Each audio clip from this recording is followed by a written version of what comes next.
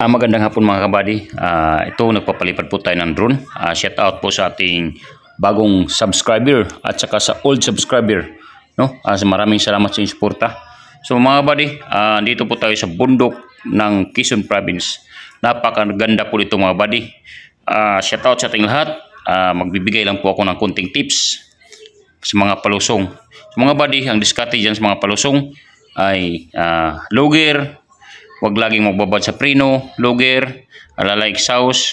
Then, pag mainit na yung ating brake drum, tigil, i-relax muna, mga 30 minutes, sabay tatakbo naman tayo mga buddy. No? Sa mga baguhan dyan na nagda-drive, shout out po sa inyo.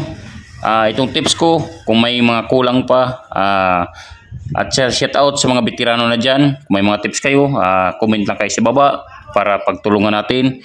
At mabigyan natin ng mga magagandang tips ang mga baguhan sa pagdadrive ng truck. No? Shout out sa ating lahat. So dito buddy, pakita ko sa inyo